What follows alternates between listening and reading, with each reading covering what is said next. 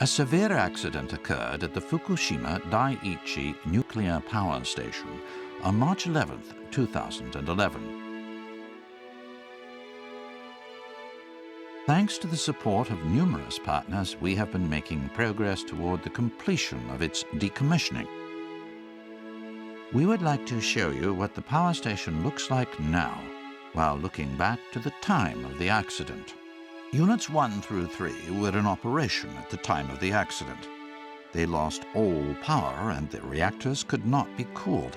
As a result, the fuel melted and a large amount of hydrogen gas was generated. This led to hydrogen explosions in Units 1, 3, as well as 4, which was connected to Unit 3. Currently, all units have been brought under control and are being stably cooled. This is the Unit 1 building at the time of the accident. The cover over the reactor building, which was constructed to prevent the dispersal of radioactive materials, is being dismantled in preparation for fuel removal.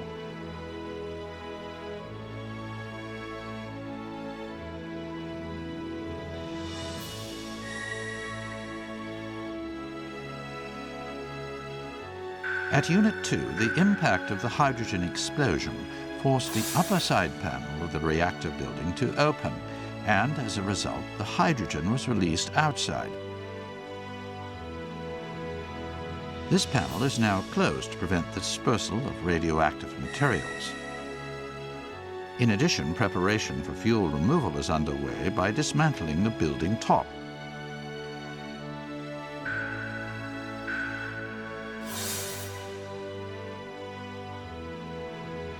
At Unit 3, the largest piece of rubble in the spent fuel pool was removed in August 2015. To start the fuel removal in fiscal year 2017, preparation is underway for installation of the building cover and fuel handling machines.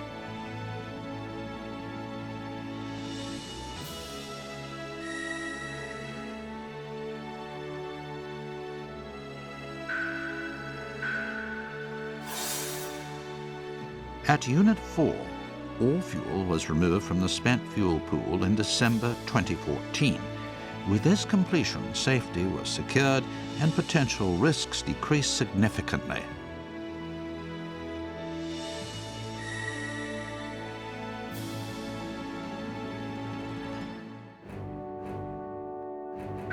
The seaside area was affected the most by the tsunami and hydrogen explosions, and there was rubble scattered everywhere.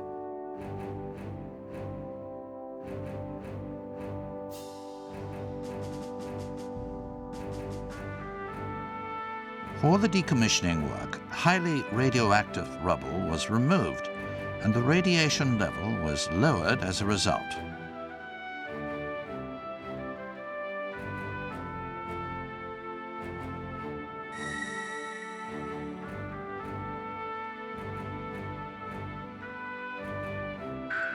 The rubble is being gathered and stored on the premises.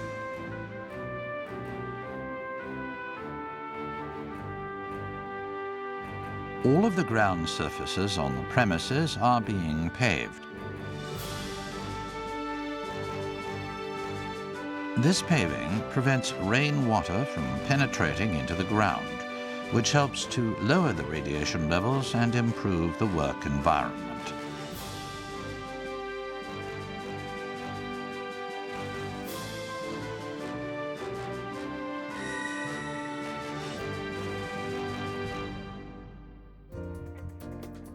Water treatment and storage measures are progressing with multi-nuclide removal facilities and mobile strontium removal equipment to extract radioactive materials in contaminated water.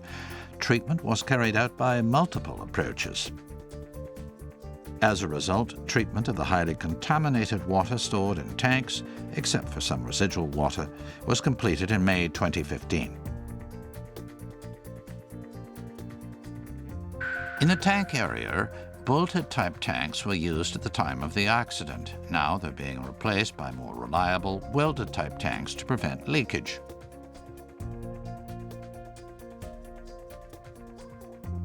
And the bolted tanks are being dismantled one by one.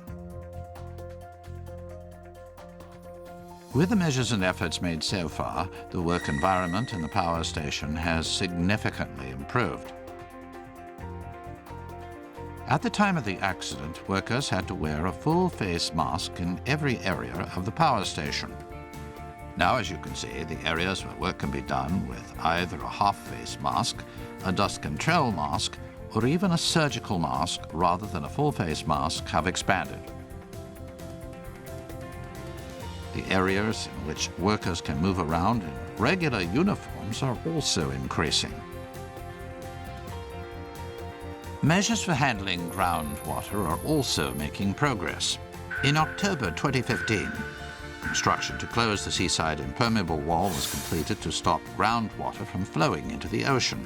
The wall was constructed by driving steel pipe sheet piles deep into the impervious bedrock across a width of about 800 meters in the seaside areas of Units 1 through 4. With the closure, the port area environment has become much safer. The seismic isolation building, which was in a state of extreme confusion at the time of the accident, has become a place where workers can concentrate on their duties. Instead of the main office building, which could no longer be used due to the explosions, a new administrative office building has been built. There, more than 1,000 TEPCO employees are engaged in office work for the decommissioning operation. This is J Village at the time of the accident. It was the frontline operation base for all workers to change into protective clothing before going inside the site. Now workers can stay in their work uniforms and enter the power station directly by bus. Workers change into protective clothing and put on a mask in the entrance control building located within the power station.